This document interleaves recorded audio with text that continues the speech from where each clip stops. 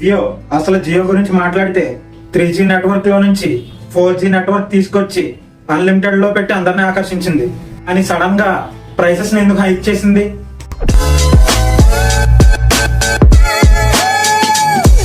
Yes, ఇప్పుడు Jio boycott trend viral అవుతుంది Twitter లో.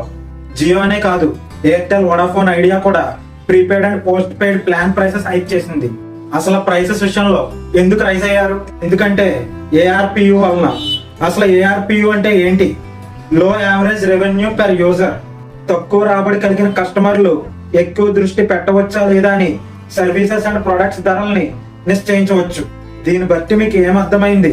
సర్వీసెస్ ని ఎవరైతే ఎక్కువ మంది వాడతారో ఇంకా సర్వీసెస్ ని కంటిన్యూ చేయడానికి పెట్టారు ఈ ఏఆర్పియు. నిజంగా బిఎస్ఎన్ఎల్ ఫ్రీ సిమ్ పెడుతుందా అంటే పెట్టొచ్చు కాదు, పెడుతుంది. ఎందుకంటే ఇప్పటిదాకా 3G లో ఉన్న బిఎస్ఎన్ఎల్ ని 4Gకి అప్గ్రేడ్ చేస్తే ఎంతో కొంతమంది యూజర్స్ పెరగచ్చు. దీనిలో టాటా భాగస్వామ్యం ఉందా అంటే ఉంటుంది. Jio, Airtel, Vodafone, Idea prices hike చేయడం వలన బిఎస్ఎన్ఎల్ రైజ్ అయ్యే ఛాన్స్ చాలా ఉంది. 1 ఇయర్ ఫ్రీ డేటా కూడా పెడుతున్నారు. అలాగే వాళ్ళ నెట్వర్క్ ని ఇంకా మెరుగుపరచడానికి బేస్ నెట్వర్క్ స్టేషన్లు పెంచుతున్నారు.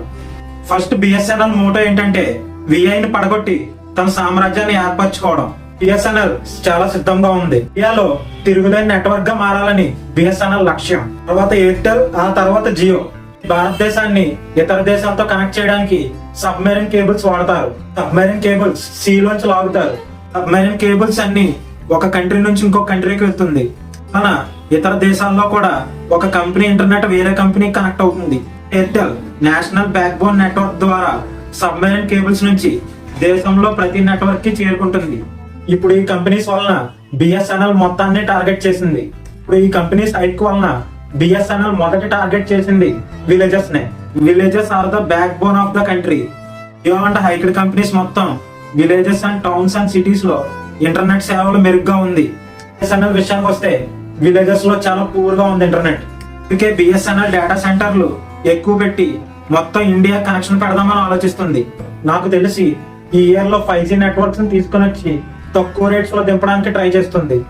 ప్రస్తుతం పోటీగా ఈ కంపెనీ రేట్స్ ని తగ్గించడానికి టాటా వేసిన ఒక ఎత్తుగడలా ఉంది. అందులోకి వస్తే మళ్ళీ 2 ఇయర్స్ బ్యాక్ మన ఇంటర్నెట్ రేట్స్ మళ్ళీ మనకి తక్కువ రేట్స్ లోకి వస్తాయి. దీనిపైన మీ కామెంట్స్ ఏంటి? పై ఇన్ఫర్మేషన్ మీకు వద్దే అనిపిస్తే ఒక లైక్, షేర్, కమెంట్ చేసి సబ్స్క్రైబ్ అయిపోండి. ఇంకా ఉండండి రా బాబు.